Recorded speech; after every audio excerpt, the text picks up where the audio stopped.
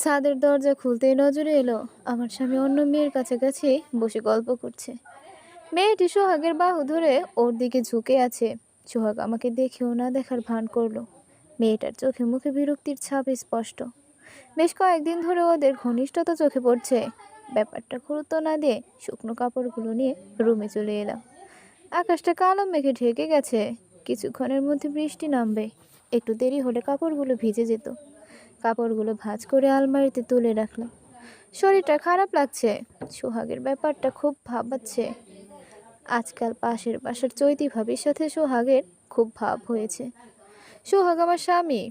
ভালোবেসে বিয়ে করেছি, প্রায় 2 বছর হতে চললো। দুজনের সংসারে সুখের অভাব নেই।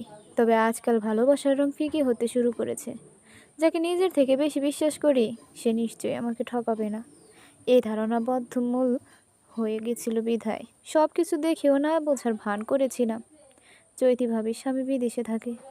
বছর 2 বছরে একবার ছেড়ে দেশে বেড়াতে আসে। মাঝখানেক থেকে আবার ফিরে যায়। ভাবি দেখতে খুব সুন্দরী, দেখে বোঝাই যায় না ওনার বিয়ে হয়েছে। পিয়াসি ঘুমিয়ে পড়লে নাকি? 1 কাপ চা বানিয়ে দাও তো। হঠাৎ করে মাথাটা ভীষণ জ্বালা করছে। শরীর ভালো লাগছে না, একটু কষ্ট করে নিজেই বানিয়ে নাও। আজকাল তুমি বড্ড বাড়াবাড়ি শুরু করেছো। কোনো কথাই শোনো না, কিছু বললেই নিজে করে নাও। সব কিছু আমাকে করতে হলে তুমি থাকবে কি জন্য? আর কিছু বলার আগে চৌতি ছুটে এলো। হাতে চায়ের কাপ, কাপ থেকে ধোঁয়া বেরোচ্ছে। কোমল গলায় বলল, পিয়াসিকে বিরক্ত করার দরকার নেই।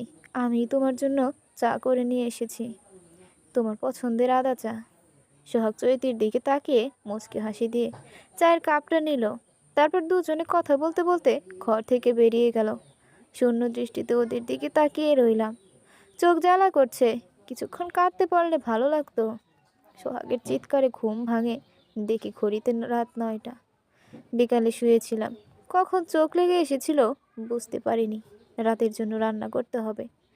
রাত 9টা বাজতে না বাজতেই সোহাগের খিদে পায়। সেজন্য হয়তো ডাকাডাকি শুরু করেছে। প্রয়োজন ছাড়া আজকাল তেমন খোঁজ নেয় না আমার। ওনাটা গায়ে জড়িয়ে ড্রয়িং রুমে চলে গেলাম। অবশেষে মহারানীর ঘুম ভাঙলো। তাহলে ক্ষুধা লেগেছে, খাবো। একটু অপেক্ষা করো, আমি খাবার বাড়ছি। এখন রান্না করতে গেলে দেরি হয়ে যাবে। ফ্রিজে একজনের খাবার মতো ভাত আছে, তাই আপাতত গরম করে দেব। সাথে ডিম ভাজা আর জলপাইয়ের আচার। রাইস কুকারে ভাত গরম করে দিতে ডিম ভাজতে গেলাম। মিনিট 10-এর মধ্যে সব কিছু রেডি। আরে পিয়াসি, কি করছো? সোহাগের জন্য খাবার বাড়ছি। এত রাতে আপনি কি জন্য এসেছেন? রাত বিরেতে অন্যের ঘরে চলে আসেন কেন? চৈতি মুখ কালো করে সোহাগের দিকে তাকিয়ে রইল। সোহাগ ধমকে সুরে বলল, কেউ বাড়িতে এলে এভাবে কথা বলতে হবে তোমার? কোনো দরকারও তো থাকতে পারে। সোহাগের আশকারা পেয়ে চৈতি আহ্লাদি গলায় বলল, দরকারে এসেছিলাম। তুমি বিকেলে বললে না চাপা শুটকির ভর্তা খেতে ইচ্ছে করছে, তাই তোমার জন্য বানালাম। ঘরে শুটকি মাছ ছিল না, বাজার থেকে কিনে আনতে গিয়ে একটু দেরি হয়ে গেল। বাহ, ভালোই তো শুরু করেছেন দুজনে মিলে, চালিয়ে যান। রুমে এসে দরজা বন্ধ করে দিলাম। আর সহ্য করতে পারছি না। একটা মেয়ে কি করে স্বামীর সাথে অন্য মেয়ের আল সহ্য করতে পারে? কেউ পারে না, আমিও পারছি না। কষ্টে বুক ফেটে যাচ্ছে। চোখের পানিতে বালিশ ভিজে যাচ্ছে একাকার। কলেজে পড়া অবস্থায় সোহাগের সাথে পরিচয় হয়েছিল। সেখান থেকে প্রেম। বছরখানেক প্রেম করে পরিবারের অমতে বিয়ে করেছিলাম। সোহাগের ভালোবাসা আমায় কষ্ট পেতে দেয়নি এতদিন। তবে এখন আর সোহাগ আমাকে ভালোবাসে না। হয়তো অন্য কারো প্রেমে পড়েছে, বা আমাকে এখন আর ভালো লাগে না।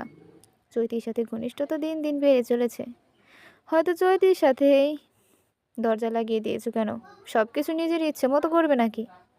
কথা বলতে ইচ্ছে করছে না। চোখ মুছে উঠে দাঁড়ালাম। দরজা খুলতেই সোহাগ আমায় ঠেলে ঘরে ঢুকে এলো।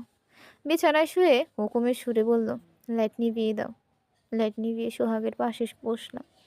ভাঙা গলায় বললাম, কিছু কথা ছিল। আজ অনেক রাত হয়েছে, সকালে শুনবো। কথাগুলো খুব জরুরি, বেশি সময় লাগবে না। কি কথা? তুমি কি আমায় ভালোবাসো না? হঠাৎ এমন কেন মনে হলো তোমার? তোমার জন্য মা বাবার থেকে আলাদা হয়েছি। বাবার অত বড় বাড়িতে থাকতে ভাড়া বাসায় থাকি। এত কিছুর পরেও তোমার মনে হয় আমি তোমাকে ভালোবাসি না? তুমি ভালোবাসতে বলেই নিজের মা বাবাকে ছেড়ে তোমার সাথে সংসার করতে এসেছি। তবে আজকাল তোমার চোখে ভালোবাসা দেখতে পাই না। চোখের ডাক্তার দেখাও, হয়তো তোমার চোখে সমস্যা হয়েছে। সকালে অফিস আছে, ঘুমাতে হবে। ফালতু কথা শুনে সময় নষ্ট করার ইচ্ছে নেই। বেশ ভালোই বললে। আচ্ছা ঘুমাও। সোহাগ ঘুমিয়ে পড়েছে বেশ কিছুক্ষণ হলো। আমার চোখে ঘুম নেই, নানান রকমের চিন্তা এসে মস্তিষ্কে ভিড় করছে। অনেক সময় খুব সহজ জিনিসগুলো বুঝতে ইচ্ছে করে না। সব সময় চোখের দেখা সত্যি হয় না। সোহাগ আমাকে বেশ কয়েকবার বলেছে চৈতি ভাবি ওর খুব ভালো বন্ধু। প্রথম থেকে চৈতি ভাবির সাথে খুব ভালো ছিল আমার। আর আমার অজুহাত ধরে বাসায় আসতো, ঘন্টার পর ঘন্টা গল্প করে কাটাতাম। সোহাগ থাকলে চৈতির কাজের তারা থাকতো না। এখন বুঝতে পারছি। খাল কেটে কুমির ডেকে এনেছি। সকালের মিষ্টি রোদ চোখে পড়ছে। ইচ্ছে করলো চোখ বন্ধ করে রাখার উপায় নেই। অবশ্য এখনই বিছানা ছেড়ে উঠতে হবে, সকালের নাস্তা রেডি করতে হবে। চোখ মেলে দেখলাম সোহাগ খুব মনোযোগ সহকারে মোবাইলের দিকে তাকিয়ে আছে। স্ক্রিনের উপর আমাদের বিয়ের ছবি। কি করছো? সোহাগ চমকে উঠল, তরল গলায় বলল, এমনই পুরনো ছবি দেখছিলাম। আগে কত ভালো সময় কাটাতাম আমরা। আজকাল মনে হয় তোমার থেকে দূরে চলে যাচ্ছি। এখানে আমার কি দোষ? তোমার কোনো দোষ নেই। আমার নিজের ব্যবহার বদলে যাচ্ছে। অফিসের টেনশনে তোমাকে সময় দিতে পারছি না। চৈতির সাথে গল্প করার সময় টেনশন থাকে না, তাই না? বইয়ের বুঝি হিংসে হচ্ছে? আচ্ছা, এরপর থেকে চৈতির সাথে কথা বলবো না। সত্যি? সত্যি। খুশি হয়ে ওকে জড়িয়ে ধরলাম। তৃতীয় ব্যক্তির জন্য নিজের সংসার নষ্ট করতে চাই না। সোহাগও পরমযন্ত্র বুকে আঁকলে নিল। অনেকদিন পর দারুণ সময় কাটালাম, যেন নতুন বিয়ে হয়েছে দুজনের। সোহাগ অফিসের জন্য বেরিয়ে গেছে বেশ কিছুক্ষণ। একা একা বসে গল্পের বই পড়ছি। লেখকরা কি করে এত কিছু চিন্তা করে কে জানে। বেশ কিছু সময় ধরে মোবাইলটা বেজে চলেছে। কে কল করছে কে জানে। গল্পের অংশে টান টান উত্তেজনা। একটু শেষ করে তারপর দেখব কে কল দিচ্ছে। কিন্তু মোবাইল থামার সময় নিচ্ছে না। একের পর এক কল আসছে। দৌড়ে গিয়ে কল রিসিভ করলাম। জরুরি কিছু হতে পারে। এই নিয়ে 17 বার কল দিয়েছে। এতবার কল দেওয়ার পরও কল রিসিভ না করলে যে কোনো মানুষের বিরক্ত হওয়ার কথা। ভাবি আজ দুপুরে তোমার সাথে খাওয়া দাওয়া করব। একটা প্রয়োজনে ওদিকে আসছি। ভাবলাম দেখা করে এই যাই। তোমার হাতে তৈরি স্পেশাল চিংড়ি মাছ খেতে ইচ্ছে করছে। ঠিক আছে, রাতে থাকবে তো? না ভাবি, রাতে থাকতে পারবো না। তোমার শাশুড়িকে তো চেনোই। আচ্ছা, তাহলে তো এখন রান্নার ব্যবস্থা করতে হয়। রাখছি, টাটা। সোহিনী আসছে, আমার একমাত্র ননদ। শ্বশুর বাড়ির দিকে একমাত্র ননদই আমাদের বিয়েটা মেনে নিয়েছে। বাবার আর্থিক অবস্থা ভালো না, বিধায় অন্য কেউ বাড়ির বউ হিসাবে মেনে নিতে চায়নি। বিশেষ করে সোহাগের দাদি। তিনি তার বোনের নাতনিকে সোহাগের বউ হিসেবে ঠিক করে রেখেছিলেন। সুন্দরী, শিক্ষিত, পয়সাওয়ালা মেয়েকে ছেলের বউ হিসেবে পেতে চেয়েছিল। কিন্তু সোহাগ আমাকে পছন্দ করেছে। আমায় দেখতে খুব ফর্সা না হলেও মোটামুটি সুন্দরী বলা যায়। বিয়ের পর থেকে সোহিনী আসা যাওয়া করে। দুজনের সম্পর্ক তথাকথিত ননদ ভাবির থেকে বেশ আলাদা, অনেকটা বান্ধবীর মতো। এক জায়গায় হলে গল্প শেষ হতে চায় না। ফ্রিজে চিংড়ি মাছ নেই। মেয়েটা তো শখ করে খেতে চেয়েছে। বাজার একটু দূরে, তবুও রেডি হয়ে বাজারের উদ্দেশ্যে রওনা দিলাম। রিকশায় যেতে আসতে খুব বেশি সময় লাগবে না। প্রচণ্ড রোদে চারদিক গরম হয়ে উঠেছে। সূর্যের তাপে সব কিছু ঝলসে যাবে মনে হয়। রাস্তার পাশে শুকনো কৃষ্ণচূড়া ফুলের পাপড়ি ছড়িয়ে আছে। বেশ কয়েকদিন আগে বোধহয় ফুল শেষ হয়ে গিয়েছে, এজন্য নতুন পাপড়ি ছড়িয়ে নেই। মাছ কেনা শেষ। রিকশার জন্য অপেক্ষা করছি। বাজারের মধ্যে রিকশা খুঁজে পাওয়া কষ্টকর ব্যাপার। বেশিরভাগ রিকশায় লোক থাকে।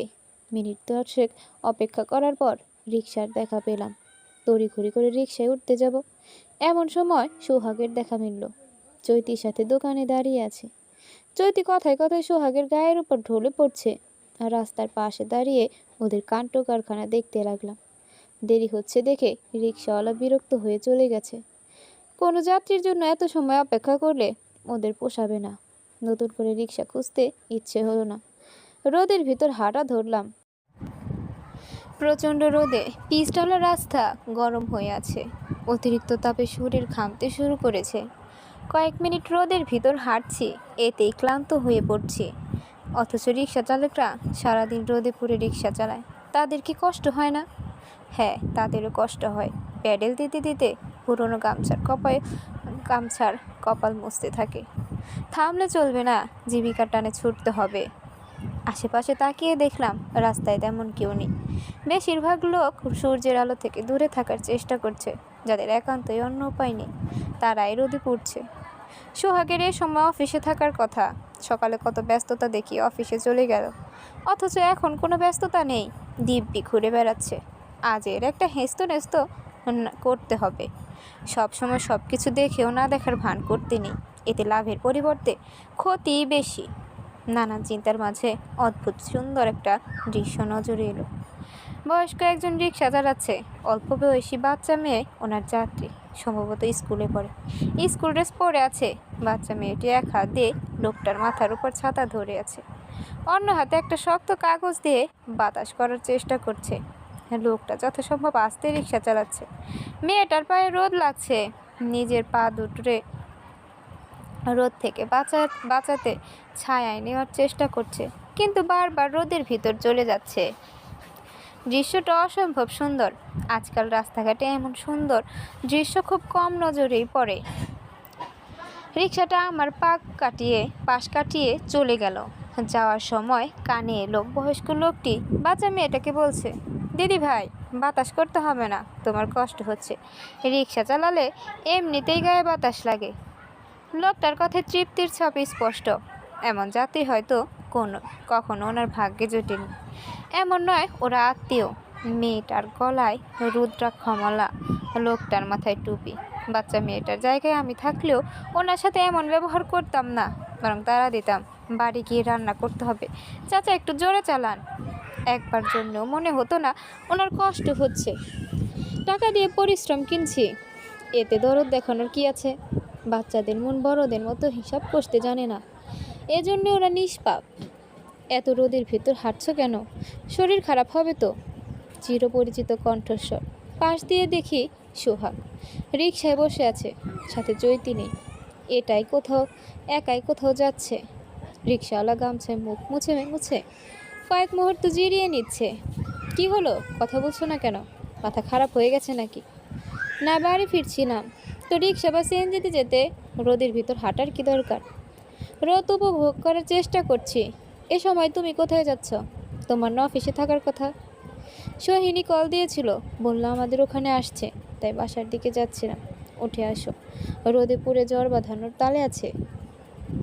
রোদে পুড়লে জ্বর হয় নাকি? জ্বর তো বৃষ্টিতে ভিজে ঠান্ডা লাগলে হয়। কথা না বলে উঠে আসো, মামা চলেন। সব কিছু কেমন এলোমেলো হয়ে গেল। চৈতির সাথে ঘুরতে বের হলে একা একা বাড়ি ফিরছে কেন? আবার অফিস দিয়ে বাড়ি ফিরতে হলে বাজারে কি কাজ? ছেলেটার কাণ্ড কারখানা মাথার উপর দিয়ে যাচ্ছে। অবিশ্বাস করতেও পারছি না। বিশ্বাস অবিশ্বাসের মাঝামাঝি পর্যায়ে দাঁড়িয়ে আছি। যদিও অন্য কারণ আছে, আমার মন সোহাগকে অবিশ্বাস করতে চাইছে না। মনের মাঝে উদিত চিন্তাগুলোকে মিথ্যা প্রমাণ করতে চাইছে। এই জন্য সামান্য কারণ পেলেও অবিশ্বাস করতে কষ্ট হচ্ছে। সোহাগ আমার ডান হাত ধরে আছে, আঙুলের ভাঁজে নিজের আঙুলগুলো ঠুকিয়ে হাতটা চেপে ধরেছে। সাধারণত পরকীয়া আসক্ত পুরুষরা এমন কাজ করে না। তাদের কাছে বউদের সংস্পর্শ বিরক্ত লাগে, সব সময় অন্য চিন্তায় ডুবে থাকে। এখন সোহাগের মাঝে সেসব কিছু লক্ষ্য করছি না। সুখী দম্পতির মতো হাত ধরে রিকশায় ঘুরছি। কোথায় গিয়েছিলে? কিছু প্রয়োজন হলে আমাকে বলতে পারতে। সময় মতো দেখা না হলে মনে রোদের ভিতর বাড়ি পর্যন্ত হেঁটে যেতে। সোহিনী চিংড়ি মাছ খেতে চেয়েছে, বাড়িতে চিংড়ি মাছ নেই, তাই বাজারে গিয়েছিলাম। আমিও বাজারে গিয়েছিলাম, তোমাকে তো দেখলাম না। তোমার বাজারে কি কাজ? এমনি আসার পথে কিছু বাজার সদাই নিয়ে আসলাম। বাড়িতে বোধহয় বিশেষ কিছু নেই। তুমি কি করে জানো বাড়িতে বিশেষ কিছু নেই? আমি তো বলিনি। তুমি না বললেও আমি তো বাজার করি। কোন বেলা কি রান্না হচ্ছে সে খবরও রাখি, তাই সামান্য বিষয়টা বোঝা কঠিন কিছু নয়। আচ্ছা, বুঝলাম। তোমার একটা কথা রাখা হয়নি। কি কথা রাখা হয়নি? চৈতি ভাবির সাথে আবারও কথা বলে ফেলেছি। বাজারে দেখা হলো, উনি নিজে থেকে এগিয়ে এসে কথা বললেন। একসাথে বাড়ি ফিরতেও বলেছিলেন, আমি রাজি হইনি। বাজারে ওকে দেখে ফেলেছি এ কথা ওর জানার বিষয় নয়। আমার দিকে খেয়াল করেনি। তাহলে কি আমি ভুল ভাবছি, নাকি সোহাগ অভিনয় করছে? আবারও দুই রাস্তার মুখের সামনে দাঁড়িয়ে আছি। কোন দিকে যাব বুঝতে পারছি না। চৈতির ব্যাপারটা লোকালে অন্য বিষয় হতো, কিন্তু এখন কি বুঝবো? কি চিন্তা করছো? কই কিছু না তো। পরিবেশ স্বাভাবিক করতে এদিক ওদিক তাকাতে লাগলাম। এই মুহূর্তে কিছু বলা উচিত হবে না। বিষয়টা নিয়ে আরেকটু দেখা প্রয়োজন। মিথ্যা অবাবত হলে সোহাগের আমার উপর দিয়ে বিশ্বাস উঠে যাবে। সুন্দর সংসার নিজের হাতে নষ্ট করে ফেলবো। এমনটা হতে দেওয়া উচিত কাজ নয়। আকাশে মেঘের ছেটে ফোটা নেই। সূর্যের তাপে শরীর ঘামছে। রিকশাওয়ালা বারবার কপালের ঘাম মুছছে। তীব্র গরমে ওনার খুব কষ্ট হচ্ছে। বাচ্চা মেয়েটার কথা মনে পড়ল। কাছে ছাতা নেই, থাকলে আজ আমিও অমন কিছু করে বসতাম। ভালো কিছু দেখে বাহবা দিল, বেশিরভাগ ক্ষেত্রে সেখান থেকে শিক্ষা নেওয়া হয় না। একটু সামনে একটা গলি আছে, ওই পথ দিয়ে ঘুরে বাসায় যাওয়া যায়। সময় বেশি থাকলেও রাস্তার দুপাশে বড় বড় গাছ, পাতার ছায় শীতল পরিবেশ তৈরি হয়। বাবা সামনের গলিপথ দিয়ে ঘুরে চলেন। ওদিকে রোদ কম, গাছের ছায়া আছে। আম্মা ওই পথে বেশি ঘুরলি পরে দেরি হয়ে যাবে। সমস্যা নেই, আপনাকে ভাড়া বাড়িয়ে দেব। আচ্ছা, তাহলে ওই পথ দিয়ে যাচ্ছি। কথা কি আম্মা, আমরা গাছের ছায়া পছন্দ করি, কিন্তু গাছ লাগাতে চাই না। সোহাগ ওনার কথায় তাল মেলালো। এই প্রসঙ্গে নানা কথা বলবে এখন। আমি চুপচাপ শুনতে লাগলাম। লোকটা খুব কাজের কথা বলেছে। রাস্তার পাশে গাছ লাগাতে বেশিরভাগ লোকের অনীহা, তার নিজেদের মালিকানা থাকে না। প্রয়োজন হলে হুটহাট গাছটা কাটা যায় না। ওটা তখন রাষ্ট্রীয় সম্পত্তি। বিনা অনুমতিতে গাছ কাটলে জেল জরিমানাও হতে পারে। তাই সব গাছ লাগানো অহেতুক ঝামেলা মনে করে। কিন্তু হাঁটার সময় বেছে বেছে গাছের ছায়ায় হাঁটবে। এগুলিতে রোদের তীব্রতা নেই বললেই চলে। চারদিকে গাছের ছায়া, কখনো কখনো পাতার ভাগ দিয়ে রোদের গুঁড়ো রাস্তায় পড়ে আছে। পিচ ঢালা নীলচে কালো রাস্তায় সোনালি রাত স্পষ্ট ফুটে উঠেছে। সোহাগ আমার হাত আঁকড়ে ধরে রিকশাওয়ালার সাথে গল্প করছে। মাঝে মধ্যে আমি ওদের কথায় তাল মেলাতে লাগলাম। বাড়ি পৌঁছাতে পৌঁছাতে বেশ দেরি হয়ে গেল। দুপুরে রান্না করতে দেরি হয়ে যাবে। এদিকে ননদিও চলে আসবে। সময় এত হিসাব করা কেন? এদিকে বেশি সময় দিলে অন্যদিকে কম পড়ে যায়।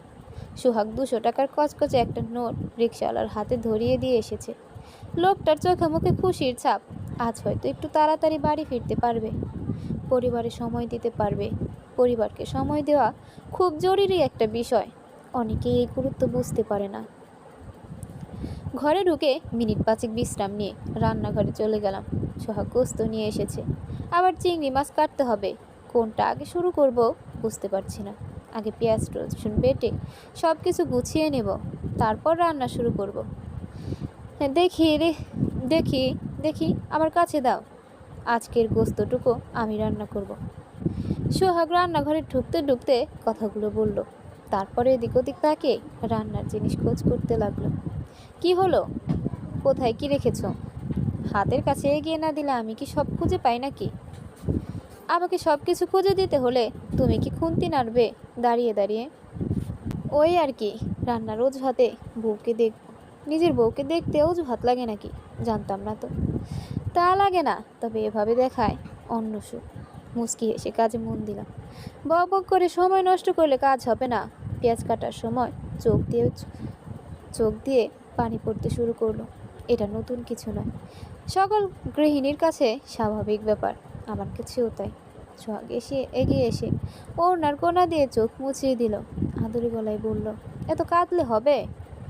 বিরক্ত চোখে ওর দিকে তাকিয়ে রইলাম। এটা খুব স্বাভাবিক ব্যাপার, এই নিয়ে এত বাড়াবাড়ি করার কি প্রয়োজন? চোখে মুখে বিরক্তির ছাপে স্পষ্ট হলো। মনে মনে খুব খুশি হয়েছি। এই অতিরিক্ত ন্যাকামির ব্যাপারগুলোই নিমিষেই মন ভালো করে দিতে পারে। সোহাগ আমার বেশ কাছে, কিন্তু দরজার দিকে তাকিয়ে আছে। ওর দৃষ্টি অনুসরণ করে দেখলাম দরজায় চৈতি দাঁড়িয়ে গোমরা মুখে আমাদের দিকে তাকিয়ে আছে।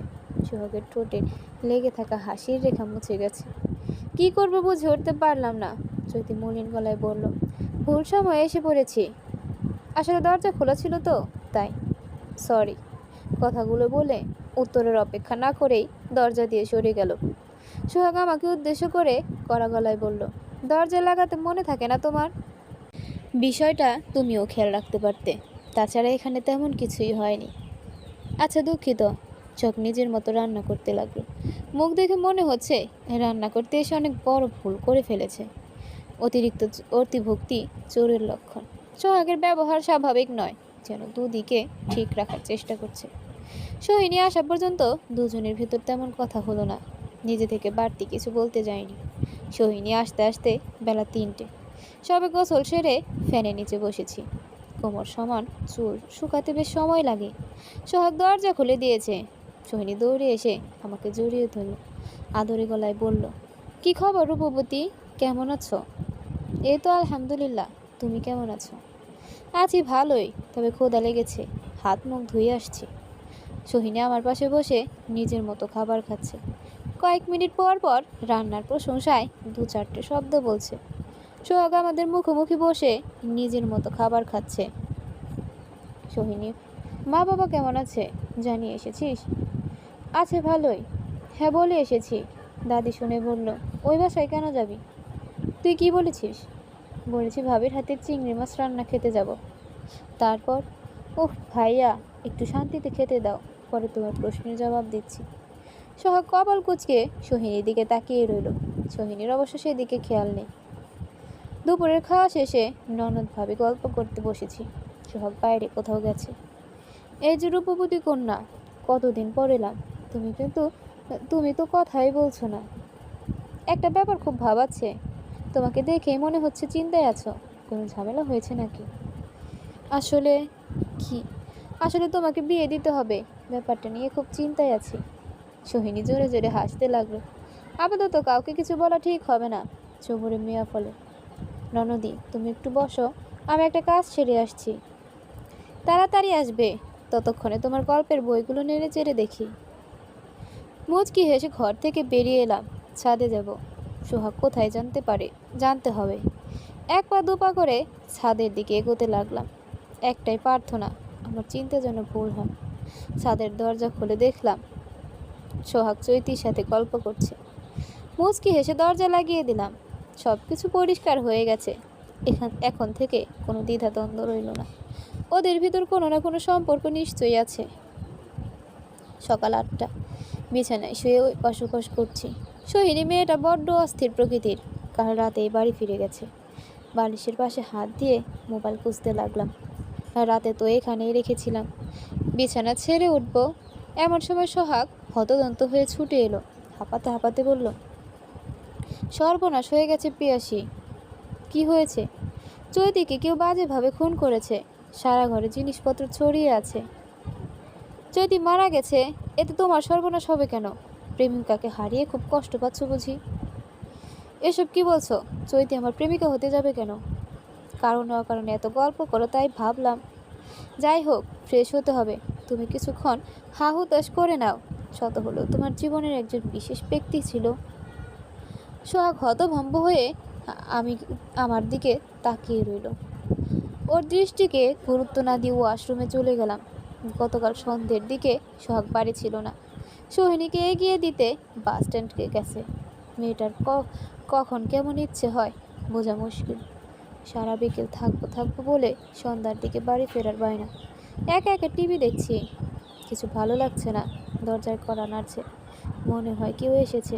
ক্লান্ত ভঙ্গিতে দরজা খুলে দেখলাম চৈতি দাঁড়িয়ে আছে, হাতে মাঝামাঝি সাইজের গামলা।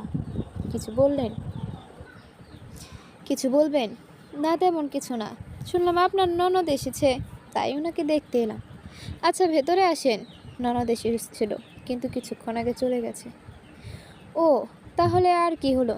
ওনার জন্য চিংড়ি মাছ রান্না করে নিয়ে এসেছিলাম, আপনার রেখে দেন। আমাদের নিয়ে আপনার এত চিন্তা? বাবা গো বাবা, এভাবে কথা বলছেন কেন? বরের প্রেমিকার সাথে কিভাবে কথা বলবো আপনি শিখিয়ে দেন তাহলে। পিয়াসী, তুমি ভুল বুঝছো। আমাদের ভেতর কোনো সম্পর্ক নেই। আমি চোখ থাকতেও অন্ধ ব্যক্তি নই যে আপনি যা বলবেন বিশ্বাস করে নেব। বিশ্বাস করা না করা তোমার ব্যাপার। সত্যিটা বললাম। কি সত্যি? সোহাগের সাথে প্রেমের সম্পর্ক জড়িয়ে নেই। আমাদের ভিতর শুধুমাত্র বন্ধুত্বের সম্পর্ক। আমাকে জ্ঞান দিতে আসবেন না। আপাত দৃষ্টিতে দেখা সব কিছু সত্যি হয় না। আপনি ঘর থেকে বেরিয়ে যান, কথা বলতে ইচ্ছে করছে না। চৈতি কিছু না বলে ঘর থেকে বেরিয়ে গেল। ওদের কাউকে বিশ্বাস করতে চায় না, তবে চৈতির মৃত্যু কাম্য ছিল না। ফ্রেশ হয়ে খুনের জায়গায় চলে গেলাম। লোকের ভিড়ে কাউকে খুঁজে পাওয়া কষ্টকর ব্যাপার। সকালে চৈতির লাশ ঘিরে দাঁড়িয়ে আছে। ভীষণ বাজেভাবে মেয়েটাকে খুন করা হয়েছে। হাত পায়ে নখের দাগ স্পষ্ট। মৃত্যুর আগে খুনির সাথে ঘস্তাঘস্তি হয়েছিল বোধহয়। পুলিশ আসতে ঢের দেরি। চারদিকে নানান আলোচনা সমালোচনা চলছে। লোকের কথা শুনতে ইচ্ছে করছে না। ঘরে চলে এলাম। সোহাগ আমার পিছন পিছন এলো। পিয়াসী, কি হয়েছে তোমার? সব কিছু কেমন খাপ ছাড়া লাগছে। আচ্ছা, একটু শান্ত হয়ে বসো। রক্ত দেখতে না পারলে ওখানে যাওয়ার কি দরকার ছিল? জানি না, ছোটবেলা থেকে রক্ত দেখতে পারি না। হাঁস মুরগি জবাই করতে গেলেও কেমন অদ্ভুত লাগে। মাথা ঝিম ঝিম করে, হাত পা কাঁপতে থাকে। ভীষণ বাজে একটা রোগ। এই রোগের কারণে বাবা ডাক্তারি পড়াতে সাহস করেনি। আর্থিক সমস্যা কাটিয়ে পড়ার খরচ দিতে পারলেও আমার পক্ষে মেডিকেল পড়া সম্ভব ছিল না। সোহাগ এগিয়ে এসে জড়িয়ে ধরল। শান্ত ভঙ্গিতে মাথায় হাত বুলিয়ে দিয়ে বলল, তুমি একটু বিশ্রাম করো। তোমার অনেক কষ্ট হচ্ছে, তাই না বলো? আরে পাগলি, কেউ মারা গেলে খারাপ লাগা স্বাভাবিক, কিন্তু বিশ্বাস করো, চৈতির সাথে আমার কোনো রকম বাজে সম্পর্ক ছিল না। চৈতির স্বামী আমার ছোটবেলার বন্ধু। আগে তো কখনো শুনিনি, আমি নিজেও জানতাম না, কয়েকদিন আগে শুনেছি। ও। সকাল 10টা। রাস্তা পর্যন্ত মানুষের ভিড় লেগে আছে। পুলিশ এসেছে লাশ নিয়ে যাওয়ার জন্য। চৈতি বাড়ির লোকদের খবর দেওয়া হয়েছে। বাড়ি দূরে বিধায় ওনারা এখনো পৌঁছায়নি। সোহাগ চৈতির স্বামীকে সব কিছু জানিয়েছে। উনিও নাকি দেশে ফিরেছে। সোহাগ ভাই দারোগা সাহেব কথা বলছেন। বিল্ডিংয়ের সবাইকে ডাকছে। গেটের দারোয়ান হারুন ভাই এসে আমাদের ডেকে নিয়ে গেল। ওসি সাহেব সবাইকে জিজ্ঞাসাবাদ করছে। চৈতির বাড়ির লোকদের খুঁজছে। আপনি মিস্টার সোহাগ? হ্যাঁ, আমি। আপনার সাথে ওনার সম্পর্ক কেমন ছিল? বন্ধুত্বপূর্ণ। চৈতির স্বামী আমার ছোটবেলার বন্ধু। শুনলাম আপনারা পরকীয়ায় জড়িয়েছিলেন, কথাটা কি সত্য? না, সত্য না। কিছু মনে করবেন না সোহাগ সাহেব, তদন্তের খাতিরে অনেকেই এমন বিভ্রান্তকর প্রশ্ন করতে হয়। তাছাড়া সকলের মতো ওনার সাথে আপনার ঘনিষ্ঠতা ছিল। মাঝে মধ্যে আপনাদের সাথে একসাথে দেখা যেত। সমস্যা নাই, আপনি তদন্ত করতে পারেন। আমি নির্দোষ হলে নিশ্চয়ই সমস্যায় পড়ব না। আইনের উপর বিশ্বাস করার জন্য ধন্যবাদ। আপনাকে একটু আমাদের সাথে যেতে হবে, যেহেতু আপনি ওনার পূর্ব পরিচিত, ওনার স্বামীকেও চিনেন। আচ্ছা। পুলিশ চৈতির লাশ নিয়ে চলে গেল। সোহাগ সহ বিল্ডিংয়ের 2জন লোককে সাথে নিয়ে গেছে। কী সব জিজ্ঞাসাবাদ করবে? চৈতির বাড়ির লোক আসলে থানায় যোগাযোগ করতে করতে বলছে পোস্টমর্টমের পর লাশ দাফন করতে পারবে। চেয়ারে হেলান দিয়ে আকাশ পাতাল ভেবে চলেছি। চৈতি মারা যাওয়ায় সব কিছু কেমন এলোমেলো হয়ে গেছে। এই বাড়িতে চৈতি একা থাকতো। যতদূর শুনেছি ওই স্বামী বিদেশ থাকে, বছরের মাথায় বেড়াতে আসে, কিন্তু আমরা এখানে আসার পর একবারও ওর স্বামীকে আসতে দেখিনি। পরিবারের লোকজনদেরও তেমন যাতায়াত নেই, সকলে নাকি অনেক দূরে দূরে থাকে। চৈতি অবশ্য মাসখানেকের মাথায় বাপের বাড়ি বেড়াতে যেত। গ্রাম থেকে নানান শাকসবজি ফলমূল নিয়ে আসতো। বিল্ডিংয়ের অনেকেই সেগুলোর কিছু অংশ হাদিয়া দিত। মেয়েটার সাথে বিল্ডিংয়ের কারো অতিরিক্ত ঘনিষ্ঠতা নেই, শুধুমাত্র আমাদের বাসায় ঘন্টার পর ঘন্টা বসে থাকতো। কিছুদিন ধরে সোহাগের সাথে বেশ ঘনিষ্ঠতা লক্ষ্য করা যাচ্ছে। সেদিক দিয়ে দেখতে গেলে আমি নিজেই ওর বড় শত্রু। তবে আমার পক্ষে মানুষ হত্যার মতো এত জঘন্য কাজ করা সম্ভব নয়। তবে কি সোহাগ খুন করেছে? এমনও তো হতে পারে সোহাগ চৈতিকেও অনৈতিক প্রস্তাব দিয়েছিল। শেষ মুহূর্তে চৈতি ওর স্বামীকে ঠকাতে চায়নি। সেই রাগ থেকে চৈতির খুন। নানান চিন্তায় মাথা ছিঁড়ে যাচ্ছে। পুলিশ যদি সোহাগকে সন্দেহ করে অথবা আমাকে, তখন কি হবে? 14 শিকের আড়ালে জীবন কাটাতে হবে না তো? এসব ভাবতে পারছি না। সোহাগ ফিরে আসা পর্যন্ত অপেক্ষা করতে হবে। কোথাও অনেক বড় সমস্যা লুকিয়ে আছে। দুপুর গড়িয়ে বিকেল হতে চলল। সোহাগ এখনও ফেরেনি। চৈতির বাপের বাড়ির শ্বশুর বাড়ির লোকজন এসেছে। কত আত্মীয় মেয়েটার, কত আপনজন। 15-20 জনের মতো এসেছে। ক্ষত বিক্ষত লাশের জন্য অপেক্ষা করছে, অথচ বেঁচে থাকতে একবার দেখে আসেনি। দৃষ্টি শূন্য চোখের দিকে তাকিয়ে কী লাভ? দুপুরের পর লোকজনের ভিড় কমতে শুরু করছে। বয়স্ক মহিলা মেঝেতে হাত পা ছড়িয়ে কাঁদছে, কয়েক মিনিট পর পর বিলাপ করছে। কেউ কেউ সান্ত্বনা দিচ্ছে, কেউ বা দৃষ্টি উৎসুক চোখে তাকিয়ে আছে। সোহাগ ফিরতে ফিরতে সন্ধ্যা নেমে গেল। রাতের আধার চারপাশে ছড়িয়ে পড়েছে। পিয়াসী সকলের ধারণা আমি চৈতির সাথে অবৈধ সম্পর্কে জড়িয়েছিলাম, খুনের সাথেও জড়িত। বিল্ডিংয়ের বেশ কয়েকজন লোক এমন জবানবন্দি দিয়েছে। শেষবার চৈতিকে আমাদের বাসা থেকে বের হতে দেখা গিয়েছিল। দিনের পর দিন ছাদের কোণে বসে গল্প করতে দেখলে এমনটা মনে হয় স্বাভাবিক। তাছাড়া চৈতির স্বামী দূরে থাকে, এমনটা মনে হওয়া খুব বেশি অস্বাভাবিক কিছু নয়। তোমারও কি তাই মনে হয়? আমার মনে হওয়া না হয় তোমার সমস্যা মিটবে না, তবুও জানতে ইচ্ছে করছে। বিশ্বাস করো আমাকে। বিশ্বাস অবিশ্বাস মুদ্রায় এ এ পিঠ ও পিঠের মতো, কখন বদলে যায় বোঝা কষ্টকর বিষয়। অযথা তর্ক করার ইচ্ছে নাই। পারলে 1 কাপ কফি বানিয়ে দাও।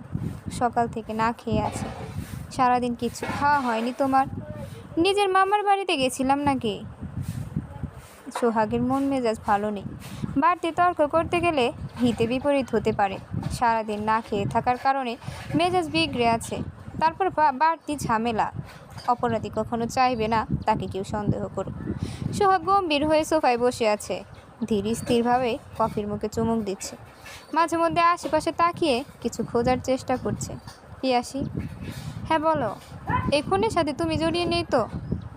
তোমার আমাকে সন্দেহ হচ্ছে কেন? নারী শখের পুরুষের পাশে কাউকে সহ্য করতে পারে না। চৈতির সাথে আমার ঘনিষ্ঠতা তোমার ওপর বিরূপ প্রভাব ফেলতে পারে। বিরূপ প্রভাব পড়েনি। আমি খুব কঠিন সিদ্ধান্ত নিয়ে ফেলেছিলাম। কয়েকদিনের মধ্যে জানতে পারতে, যেমন তোমার জীবন থেকে হারিয়ে যেতাম। যাই হোক, সেসব কথা বাদ দাও। চৈতির লাশ ফেরত পাবে কখন? পোস্টমর্টম শেষে, কাল বিকেলে সম্ভবত। লাশ কাটার লোক পাওয়া যাচ্ছে না। যে ব্যক্তি লাশ কাটতো সে ছুটিতে, আজ ফিরবে না। চৈতির বাড়ির লোকের সাথে কথা হয়েছে, কিংবা ওর স্বামীর সাথে? রাতুলের সাথে কথা হয়নি। কে এসেছে ওর বাড়ি থেকে? সঠিক বলতে পারছি না, কারোর সাথে কথা হয়নি, তবে অনেকে এসেছে। একটু খোঁজ খবর রাখতে পারতে, কি খাচ্ছে না খাচ্ছে। বেঁচে থাকতে যারা খোঁজ নিতে সময় পায় না, মরলে তাদের কান্না মানায় না। সব কিছু এত কঠিন করে দেখার কিছু নেই। সমস্যা থাকতেই পারে। না, সমস্যা থাকতে পারে না। তুমি নিজের মা বাবার সঙ্গে বছর 2 হল যোগাযোগ বন্ধ রেখেছ। পারলে এখন সব কিছু মিটিয়ে নাও। আমিও কাল মায়ের কাছে যাচ্ছি। প্রতি উত্তরে কিছু বললাম না। বিয়ের পর কখনো মা বাবার সাথে কথা হয়নি। তাদের খোঁজ খবরও বিশেষ জানা নেই। পৃথিবীতে মা বাবার চেয়ে আপন কেউ নেই। সিদ্ধান্ত নিলাম, সকালে মা বাবার কাছে গিয়ে ক্ষমা চেয়ে আসবো। তাদের মতের বিরুদ্ধে গিয়ে এমন কাজ করার বড্ড কষ্ট পেয়েছে। রাতে সোহাগের সাথে তেমন কথা হয়নি। তাড়াতাড়ি শুয়ে পড়েছিল। ওর নাকি ঘুম আসছে। বিছানায় হেলান দিয়ে বসে ফেসবুক চালাচ্ছি। ঘড়িতে রাত 9টা। এত তাড়াতাড়ি ঘুমাতে ইচ্ছে করে না। কিছু সময় ফেসবুক চালালে মন্দ হয় না। অনেক কিছু জানা যায়। কত মানুষ কত রকমের পোস্ট করে, নিজেদের সমস্যা কথা লেখে, আনন্দের মুহূর্ত শেয়ার করে। নিউজ ফিডে ঘুরতে ঘুরতে একটা গল্প সামনে এলো, তৃণভূমি নামে। অনেক লেখক লেখিকারা ফেসবুকে গল্প আপলোড করে। তৃণভূমি গল্পের কাহিনীর সাথে আমার জীবনের খানিকটা মিল আছে। আশা করি শেষটাও যেন গল্পের মতো হয়। সকাল 9টা। অনেক রাত পর্যন্ত গল্প করেছি। দেরি করে ঘুমানোর কারণে সকালবেলা উঠতে পারিনি। সোহাগ বাড়িতে নেই। সারা বাসা খুঁজে কোথাও তার দেখা মিলল না। হয়তো কাজে বেরিয়ে গেছে। যাওয়ার আগে তো তোমায় ডাকতে পারতো। পিয়াসী, এসো, নাস্তা করি। মাত্র ঘুম দিয়ে উঠলাম। কিছুই রান্না হয়নি। বাইরে থেকে কিনে এনেছি। তোমাকে ঘুমাতে দেখে বিরক্ত করতে ইচ্ছে করছিল না। ওদিকে খবর যেন কিছু? আপাতত বিশেষ কোনো খবর নেই। লাশ আসবে বিকেলে। ওসি সাহেব কল দিয়েছিল, পোস্টমর্টম রিপোর্ট না এলে কোনো সিদ্ধান্ত নিতে পারছেন না। তুমি কিছুক্ষণ অপেক্ষা করো, আমি ফ্রেশ হয়ে আসছি। সোহাগ খাবার সাজিয়ে বসে আছে। পিয়াসী বাথরুমে। ছেলেটা এক মনে কিছু একটা চিন্তা করছে। চৈতির সাথে কাটানো সময়ের স্মৃতিও মনে করতে পারে। হারিয়ে যাওয়া ব্যক্তিদের কথা খুব বেশি মনে পড়ে। এসে গেছি, খাওয়া শুরু করো। তোমাকে খুব সুন্দর লাগছে। সোহাগের ভাব লক্ষণ বুঝতে পারছি না। কি করতে চাইছে কে জানে। খাওয়ার সময় কথাও বলছে না, চুপচাপ খাচ্ছে। সোহাগ, আমি একটু বাবা মায়ের সঙ্গে দেখা করতে যেতে চাই। ওনাদের দেখতে ইচ্ছে করছে। ইচ্ছে হলে যাবে। ওনাদের বাড়ি তো খুব বেশি দূরে নয়, তবে বিকেলের মধ্যে ফিরে আসবে। বিল্ডিংয়ের অন্য কেউ ব্যাপারটা সন্দেহের চোখে দেখতে পারে। এমনিতে সকলের আমায় নিয়ে সন্দেহ হচ্ছে। অপরাধ না করলে ভয় পাওয়ার কিছু নেই। আজকাল বেশিরভাগ ক্ষেত্রে নিরাপদ ব্যক্তি ফেঁসে যায়। তাছাড়া অপরাধ অপ্রমাণিত না হওয়া পর্যন্ত আমি সকলের চোখে অপরাধী। আমি কাউকে তেমন কিছু বলতে শুনিনি। তুমি একটু বাড়িয়ে বলছো। আমি একটুও বাড়িয়ে বলছি না। চোখ কান খোলা রাখলে তুমিও দেখতে পেতে। কথা না বাড়িয়ে খাওয়া শেষ করি। কাজ না থাকলে আমাকে একটু এগিয়ে দিতে পারবে? সময় নেই, থানায় যেতে হবে। ওসি সাহেব কল দিয়েছিল। তুমি বরং একাই চলে যাও। আচ্ছা ঠিক আছে, আমার চাবিটা নিয়ে যাচ্ছি। কোথাও গেলে দরজা লাগিয়ে দিও। সোহাগ কিছু বলল না। রাস্তায় একটা রিক্সাও নেই। আজ সকালে সূর্যি মামার অধিপত্য নেই। মেঘের আড়ালে ঢেকে গেছে। হয়তো বৃষ্টি নামবে। রিক্সার অপেক্ষা না করে হাঁটতে শুরু করলাম। আপা কই যাইবেন? এই তো সামনের বাস স্ট্যান্ডে। রিক্সায় যাবেন? হ্যাঁ, ভাড়া কত? দিয়েন আপনি।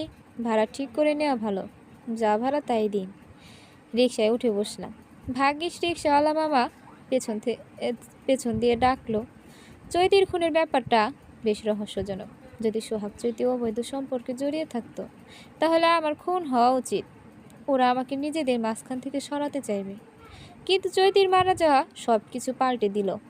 চৈতির স্বামী কিছু করেনি তো? এই খুনে তারও হাত থাকতে পারে, কিন্তু লোকটা দেশের বাইরে। সে কি করে এ কাজ করবে? হয়তো কোনো কারণ ছিল। তাছাড়া অন্য কাউকে দিয়ে হত্যা করেছে কিনা কে বলতে পারে? আজকাল মানুষ টাকার জন্য সব কিছু করতে পারে। এত সময়ে খেয়াল হলো আমি ভুল রাস্তায় যাচ্ছি। বাস স্ট্যান্ডের রাস্তা এদিকে না।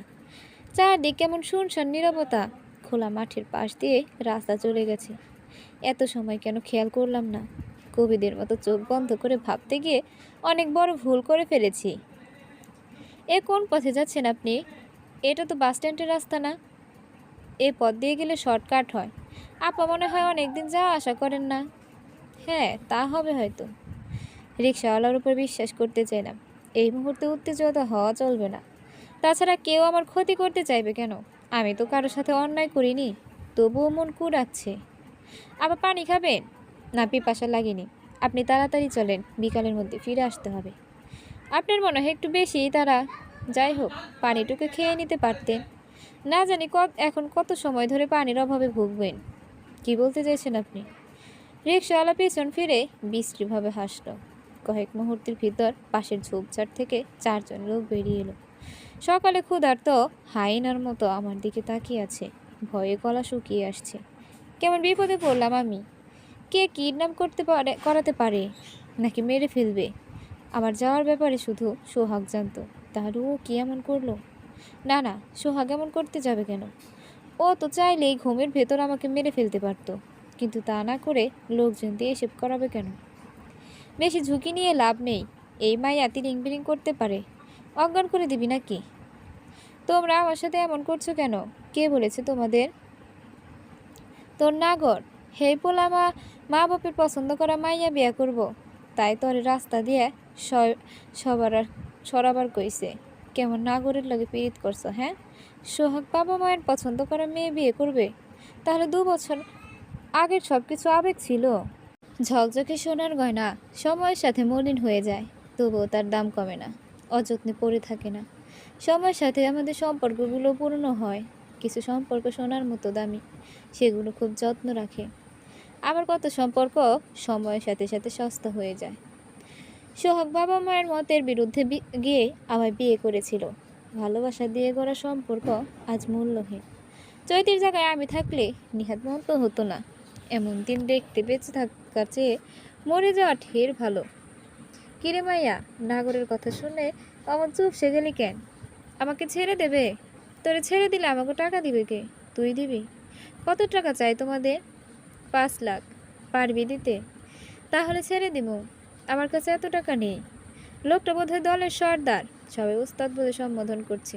ছিপছিপে গরণ, শ্যামলা বর্ণের যুবক। বয়স বড় জোর 45 হবে। মুখে খোঁচা খোঁচা কাঁচা পাকা দাড়ি। সবসময় চারদিকে নজর রাখছে। রিক্সাওয়ালা বারবার আমার দিকে তাকাচ্ছে। লোকটা দৃষ্টিতে বাজে কিছুর ইঙ্গিত। চেয়ারের সাথে পিঠ মোড়া করে আমার হাত বেঁধে রেখেছে। মুখে টেপ লাগানোর কথা ছিল, কিন্তু সর্দার লোকটা নিষেধ করল। কিরে মিন্টু, মাইয়ার দিকে অমন কুকুরের লাহানসায় আসিস কেন? জীবনে কি মাইয়া দেখিস নাই? ওস্তাদ, বহু মাইয়া দেখছি, এমন মায়াবতী খুব কম নজরে পড়ছে। পোলাটা ভুল করতাছে। ওর উচিত উচিত আছিল এই মাইয়ারে বিয়ে করা। বেশি কথা বলবি না, আমাদের এত কিছু চিন্তা করার দরকার নাই। টাকার বিনিময়ে কাম করি, জ্ঞান দিতে লেগে জ্ঞান দিতে গেলে চটবে। আচ্ছা, আর কমু না। পোলাটা এখনো খোঁজ নিচ্ছে না কেন? ওদের কারো লাগে টাকার ব্যাপারে কথা হয়েছে নাকি? কেমনে কমু কি করে? আমাগোর লগে তো কথা হয় নাই। দাঁড়া, একটা কল লাগাই। বেশিক্ষণ থাকা ঠিক হবে না, কেউ আয়সা পড়লে বিপদ পড়বো। ওস্তাদ তড়ি ঘড়ি করে মোবাইল বের করলো, তারপর বাইরে চলে গেল। রিক্সাওয়ালা আবার আমার দিকে তাকিয়ে আছে, জিহ্বা দিয়ে ঠোঁট বিঁধছে। লোকটা যদিও রিক্সাওয়ালা না, ভান্দুর ছিল, কিন্তু আপাতত আর নাম জানি না। বুঝতে পারলেই হলো। আকাশ মেঘে ছেয়ে আছে, চারদিকে অন্ধকারে ঢেকে গেছে। কি করব বুঝতে পারছি না। পালানোর উপায় নেই, চিৎকার করলেও কেউ শুনতে পাবে না। আশেপাশের লোকজন থাকলে ওরা মুখ খোলা রাখতো না। চৈতির মৃত্যু, সোহাগের বেইমানি, সবকিছু অদ্ভুত রহস্যে ঘেরা। সোহাগ চৈতির সাথে পরকীয়া জড়ালে ওকে কেন খুন করবে? এখন আবার নতুন কাউকে বিয়ে করেছে। সবকিছু এলোমেলো হয়েছে। এখান থেকে বেরোতে না পারলে কোনো কিছু সমাধান হবে না। যে করে হোক পালাতে হবে। এমনও তো হতে পারে চৈতির সাথে সোহাগের সম্পর্ক ছিল। নতুন করে বাবা মায়ের পছন্দে বিয়ে করবে বলে আমাদের দুজনকে পথ থেকে সরিয়ে দিয়েছে। চৈতিকে খুন করে আমাকে চৈতির খুনি হিসেবে প্রমাণ করবে। এমনভাবে গল্প সাজাবে যেন ওদের পরকীয়া সহ্য করতে না পেরে চৈতিকে হত্যা করেছি, তারপর শাস্তি থেকে বাঁচিয়ে পালিয়ে গিয়েছি। এখানে বন্দি হয়ে থাকলে সোহাগ জিতে যাবে। যেভাবে হোক এখান থেকে পালাতে হবে। হ্যাঁ রে মন্টু, তুই লানছ কেন? উস্তাদ, তুমি যেমন বর্ণনা দিলে তেমনই তো। কালো বরকা হিজাব বাঁধা, একা একা হাঁটবে। বর্ণনা অনুযায়ী ধরে নিয়ে এসেছি। পোলা বেজায় খেপেছে। সেই মায়া নাকি তার বাড়ি গিয়া বিশাল কাণ্ড করছে। আমাকে টাকা দিবে না। রাখ তোর টাকা। গালাগালি দিচ্ছে, বলছে আমাকে দেখে নিবে। ওস্তাদ, এখন কি করবো? ওস্তাদ লোকটা কিছু না বলে কপালে হাত দিয়ে বসে পড়ল। ওদের কথোপকথন শুনে মনে হচ্ছে ওরা ভুল লোককে ধরে নিয়ে এসেছে। অনেকক্ষণ বাদে স্বস্তির নিঃশ্বাস নিলাম। সোহাগ এমন কিছু করেনি, তবুও সন্দেহ হচ্ছে। এটা তো নাটক সিনেমা না। ওস্তাদ কি করবে এখন?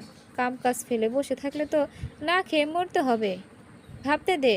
হাসপাতাল দিয়ে কল আসলো বলে। বিমর্ষ গলায় দুজনে কথা বলছে। অন্যজন গোমরা মুখে বসে আছে। বাকি দুজন ওদিকে পাহারাই আছে। আগ বাড়িয়ে জিজ্ঞেস করলাম, তোমার কি কোনো সমস্যা হয়েছে? তোরে বলে কি হবে?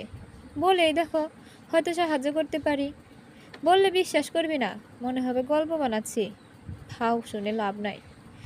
জীবনের গল্পের থেকে অনেক বেশি ভয়ঙ্কর। বলো, বিশ্বাস করব। আমার মাইয়া অসুস্থ, হাসপাতালে ভর্তি, মেলা টাকা লাগবে, তাই এই কাম ধরছিলাম, কিন্তু লাভ হলো না। আমাকে ছেড়ে দাও, আমি তোমাকে টাকা দেব। সত্যি দিবি? এমনটিও ওর বাঁধন খুলে দে। না তুই থাক, আমি দিচ্ছি। হাত ব্যথা হয়ে গেছে। এরা প্রফেশনাল লোক না, বিপদে পড়ে এই পথে নেমেছে। এদের দিয়ে সস্তায় কাজ করিয়ে নেওয়া যায়। প্রফেশনাল লোকদের ডিমান্ড অনেক। এদের কথা বিশ্বাস হয়নি। কাজ হবে না জেনেও টোপ ফেলেছিলাম, কিন্তু ওরা ফাঁদে পড়েছে। তার মানে ওদের কথা সত্যি হলে হতেও পারে। ওস্তাদ, আগে তোমার মেয়েকে দেখতে যাব, তারপর টাকা দেব। লোকটার চোখ দুটো চকচক করে উঠল। রাস্তার দুপাশে খোলা মাঠ। অটোরিকশা নিয়ে তিনজন রওনা দিয়েছি। ওরা হাসপাতালের সামনে থামলো, ইশারায় নামতে বলছে। সত্যি সত্যি একটা মেয়ে বিছানায় শুয়ে কাতরাচ্ছে। পাশে মধ্যবয়সী মহিলা বসে আছে। চিন্তায় তার মুখ বিবর্ণ হয়ে গেছে। আমাদের দেখে বলে উঠল, টাকা আনতে পারছেন? না, পারি নাই। রিক্সাটা বেচে দিলাম, তাও তো কিছু হলো না। আল্লাহ, মোর মায়াডারে ভালো করে দাও। আপনি দেখেন কি করতে পারেন। বসে থাকলে কি হবে? আচ্ছা, দেখছি। ওদের কথা বলার সুযোগ নিয়ে পাশ ঘলে বেরিয়ে আসলাম। তড়িঘড়ি করে হাসপাতাল থেকে বেরিয়ে এলাম। বাড়ি ফিরতে হবে। রিক্সা নিয়ে বাড়ির দিকে রওনা দিলাম। এত কিছু কাকতালীয় হতে পারে না। নিশ্চয়ই কেউ প্ল্যান করে এমন করিয়েছে। সিনেমার গল্প বিশ্বাস করার বয়স বেশ আগে পার হয়ে গিয়েছে। বাড়ির সামনে লোকজনের ভিড়, কোলাহলের ভিতর দিয়ে কান্নার শব্দ ভেসে আসছে। ভিড় কাটিয়ে সামনে এগিয়ে এলাম। কম বয়সী এক যুবক সাদা কাপড়ে ঢাকা লাশের উপর শুয়ে কাঁদছে, পাগলের মতো কিশোর বলে চলেছে। সোহাগ পাশে দাঁড়িয়ে সান্ত্বনা দেওয়ার চেষ্টা করছে। আমাকে দেখিয়ে এগিয়ে এলো। কল ধরছিলে না কেন? রাতুল এসেছে। আসার পর থেকে এমন অবস্থা, ছেলেটা বোধহয় পাগল হয়ে যাবে। দাফন হবে কখন? এই তো এখন লাশ নিয়ে যাবে। পুলিশ কিছু বলেছে? ওসি সাহেবের জরুরি কাজ পড়ে গেছে, রাতে আসবে, সবাইকে থাকতে বলেছে। আমি ফ্রেশ হব, ঘরে যাচ্ছি। সোহাগ ভালো মন্দ কিছু বলল না। ঘরে এসে লম্বা সময় ধরে গোসল করলাম।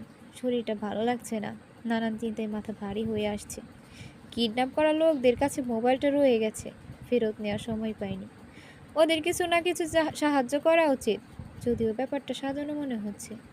ফ্যানের নিচে বসে চুল শুকাচ্ছি। সোহাগ ঘরে এসেছে। পিয়াসি, দুপুরে খাওয়া দাওয়া করেছ? না। তুমি খেয়েছো? হ্যাঁ, বাইরে খেয়ে নিয়েছি। মা বাবা কি বলল? তেমন কিছু বলেনি, স্বাভাবিক আচরণ করছিল।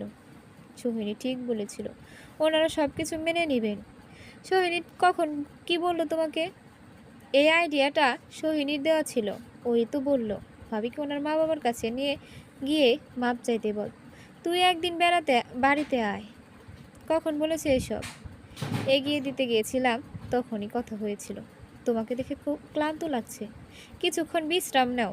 আমি রাতুলের সাথে আছি। আমার কিছু জিনিস কেনার ছিল, একটু বের হব। আচ্ছা, সন্ধ্যার আগে ফিরে আসবে। ঠিক আছে, টাকা লাগলে নিয়ে যাও। আচ্ছা। সোহাগ বেরিয়ে গেল। আলমারিতে জমিয়ে রাখা 20,000 টাকা সোনার বালাজোড়া নিয়ে বেরিয়ে এলাম। হাসপাতালে গিয়ে যদি ওদের পাই, তবে এসব দিয়ে আসবো। এছাড়া কিছু কথা জিজ্ঞেস করতে হবে। মোবাইল ফেরত আনতে হবে।